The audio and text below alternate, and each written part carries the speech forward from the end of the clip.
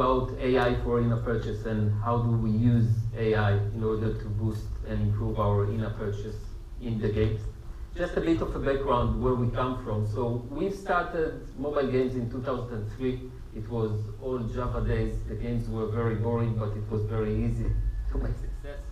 We sold the company in 2005, another company in 2006. And then at the back of 2008, we opened Diledia, which is a company that we still own. It's a private company.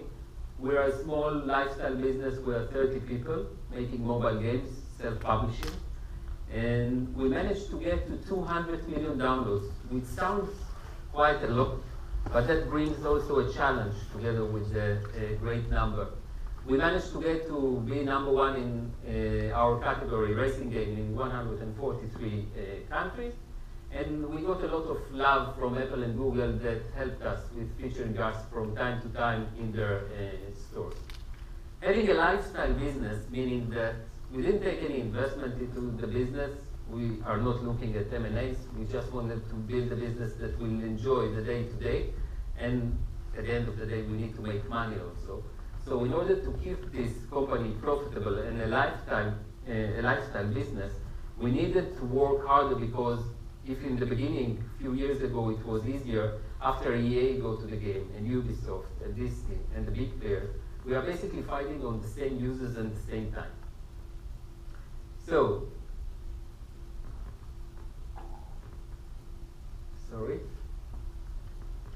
the challenge was the challenge of the entire market.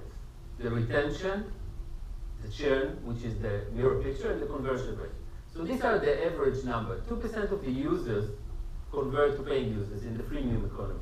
And we lose like 50% a day. That sounds a lot, but if you look at the retention number of day 30, which is one-digit number in most cases, that's what happens. So half of the users that are playing today will not play tomorrow. Every day goes like that. So this is the numbers that we were looking at. And at the other side, we were looking at the size of the opportunity. So in an ideal world, where we can convert everybody and nobody would churn, we would have 98 times the revenues that we used to have that were great at the time. So we said, okay, how do we get to these numbers? So we were looking at solutions that the market had to offer us. And these were the solutions that we were looking at the time. We're talking about 3 years ago. So basically analytics, everybody are using analytics. We use it in order to improve our game, we use it in order to build better games, and we use it to understand the users. So you put analytics into the game, and then you sit in a room together with the data scientist or the analyst or whatever you have in the company, and you try to get sense of what you get from the users. At that time, we had like 800,000 daily active users. That's a lot of data. And what we learned is that if you don't define the data point in the right way, then you don't get the result. And then you need to wait a cycle of an update and getting the results back, etc. So we paid some analytics company to come to our company and help us put it in the right way to get better insight. Long story short, few months of work ended up with, okay, we understand better, but it didn't really change the KPIs. So we moved on to segmentations. There are many companies that are offering segmentations based on many cohorts, many ideas. But again, the action point really didn't change the needle for the KPIs, because the segmentation didn't speak with the system that should affect the game. So it's basically, again, understanding the cohorts and improving the game itself. Moving to push notification, which is great. Was better 10 years ago, but it's still great. But the user gets a lot of push notification, and you need to be really creative and really localized and really at the right time and the right place. So you need to take a person in order to manage the push notification. It doesn't really work manually. We moved on to dynamic pricing, and we got a lot of heat and anger from the users that started to compare prices over the social networks. So one user came up and said, hey, I have it in $1, why does he have it in $5? Vice versa. So we canceled the dynamic pricing, and we tried marketing automation, which looked great in the beginning. So all the users got all kinds of special offers. We saw a spike in sales. In-app purchase went up to the roof. But then after 2 weeks, we had what we call hangover, because they had too many coins. They didn't know what to do with it. And we were punished in more than what we got in the first place with the marketing automation. So we gave up on these tools, and we said, okay, we are developers, so let's develop something. So let's take a few days and design our dream platform. So we sat together, it took more than a few days, and we said, what do we want? What is the dream platform for a developer? So these were the requirements that we put on the table. We said the reason that we are going on this journey is to boost in-app purchases. We really see potential in making more sales in the in-app purchase. So that's the first thing that should happen. We should sell more. That's the first thing. The ability to take action immediately and not just see the data and then act upon it in a later update or in a third-party tool that will know how to connect to the data that we see in order to improve it. We need the system to be adaptive to changes because we send updates to the game at least every 4 to 6 weeks. Sometimes it changed the game economics dramatically. So the system that knew something till yesterday should adapt to something new and work with it. We need the system to be real-time. Because of the piece of data that we gave in the first slide, 50% of the users that are seeing the game today will not see it tomorrow. So if we don't see the information in real time, and we don't have the ability to react in real time, that's too late for 50% of the users.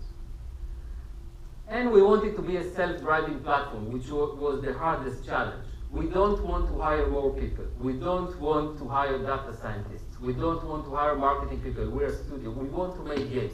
We want the system to use the data automatically in order to improve our revenues. And the last thing, and that was a bonus question, was we were really suffering in the meetings around data. It was the punishment of the week to sit with all the analysts and the data people, not understanding anything, get out really sad with some kind of plan that might work and might not work, and see you next week. So we said, we are building fun as a game developer. How can we create a B2B system around data to be fun, to be something that you are seeing and actually enjoying? We didn't know if we'll succeed, but I think we did to a degree. So that's the first example of what happened. LTV. LTV is a very big buzzword in the industry, but it's so simple. LTV is to take a group of users, to track them according to their lifetime, and to get a number. And you don't get it, not in Apple, not in Google, not in any of the developer console. So the first thing we've done a system that can segment by country, can segment by type of user, can segment by this. So we just track the users through their lifetime. And then we said, we want to see the real time in action. So every time somebody buys something within the game, we want to see it. And we want to see who the user is. And we want the cha-ching, or something even nicer if it's a big in-app purchase. And then something amazing happened, because we were trying on a weekly basis to make the R&D team more involved in the business results. And we never succeeded because they couldn't care less. They do a game, they are artists, they don't care about monetization, they don't care about anything. Once we put this on a big screen with speakers in the room, and they kept hearing cha-ching and all kinds of different sound effects, when there was a quiet for more than a few minutes, you see developers starting to do like this. Is everything okay with the servers? And that was the first time that we saw good reaction from the developers to something like this. So what do we see? We see every time a user buys something, we see the in-app purchase, what number of in-app purchase it is for the specific user, what country it comes from, what platform. The small badges are what kind of user he is. Is he a whale? Is he a fish? How long have you been playing, etc. And we see the main KPI that, again, nobody needs to calculate, just in front of you. So you see the revenues, you see the ARPU, you see the conversion rate, the ARPDAU, and it's all compared to the right benchmark automatically. So if it's Monday, it will compare to the previous Mondays. If the previous Monday was a holiday, it will take it out automatically. So the developer don't really need to take into account anything. And this small window is basically the secret sauce. So we have AI automation for everything. What the system is doing, what we built for ourselves, and now rolling out, is basically a system that looks at the data of the game. It analyzes the user's behavior. It builds a prediction model based on this behavior. it starts interacting with the users with special offers, gifts, discounts, anything around the monetization, and then checks the results of this interaction compared to the control group. So you have a control group, which is a walled garden of 15 to 25% of the users that the system will not touch, not manually and not by AI and machine learning. And this basically removes any external effect, because any external effect, like featuring by Apple and Google, an update, good user acquisition, will affect both groups at the same level. So this is a clean contribution of the Game of Wealth platform to the game, because it compares, after normalizing, of course, the numbers of the control group to the campaign group. So this is how it looks more or less. So this is a user. So you remember in the previous one, we see a lot of users. You can click on a user, get to the user card on the CRM, see the history of the inner purchases, and there are two buttons at the top, push and offer, that you can basically send the specific user a push or a special offer.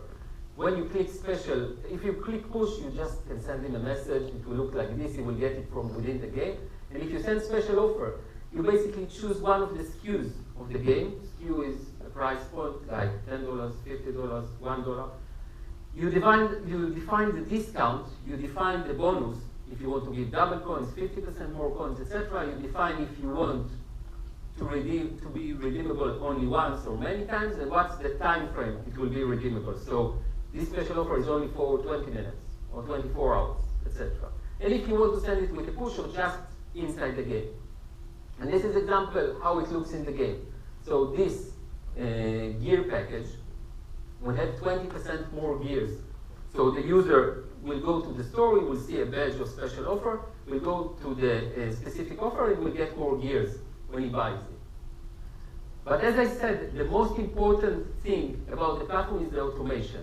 And this is the revolution, because in a game like our game, Trial Extreme, we have 1,400 segments, which is unthinkable when you try to do it manually. In the days that we've done it manually, we had 25 segments that it was hard to manage manually.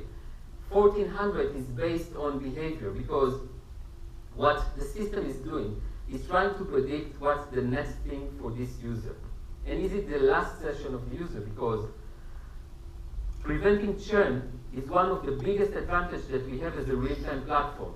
Analyzing the resources that the user has, analyzing what is the next item that he wants, how does his behavior looks like, we can understand if this is his last session and an interaction can keep him in the game and save $12 tomorrow on user acquisition, or if I can encourage him to get to the next stage because I know exactly what is the item that he wants in the game. Because the special offer done by the AI and machine learning is not just an offer around coins, get more coins or get a discount around coins. It's trying to understand the level of resources the user has, the progression in the game. So what is he up to? What is the next item that this user needs? If he needs a golden sword and he has 1,000 coins, and the golden sword costs 10,000 coins, the system will give him a discount of 80%. So it costs only 2,000 coins, but only for the next 20 minutes. Go out to the store, make an in-app purchase if you want. I will not tell you what to do, but be aware that this sword costs 2,000 coins in the next 20 minutes. What usually happens is that he makes the calculation and say, usually I need to spend $20. Now I can finish it with $5 and still stay with coins. So that's a conversion method, one of them. There are many others, but this is how the system encourages the user to make in a purchase from within the gameplay, rather than offer him through marketing automation all kinds of discounts around in-app purchases. And after sending this special offer to the user, the system compares the results to the control group and understands if the interaction was good or not. Without using too many buzzwords, it's called genetic algorithm. So the system understands what are the good offers and make it stronger, and what are the weak offers and kills them. These are we just launched the platform as an SDK to third-party developers in GDC. It was 5 weeks ago, roughly, maybe 6. And we have a lot of developers onboarding now, because I didn't mention, but the model that we approach, again, it came from a pain that we have as a game developer. The good services cost a lot of money for developers that have a lot of monthly active users because usually the charge model is according to monthly active users. We approached it in a different way and we said we are a freemium service. So take it, implement it, compare the results, and then when the results are good for you, we take a cut from the increase we contribute to the game. If not, just take it off. And this is the results that we're seeing so far. The conversion rates, 7-day retention and revenues between 15 to 25%. And that's more or less it.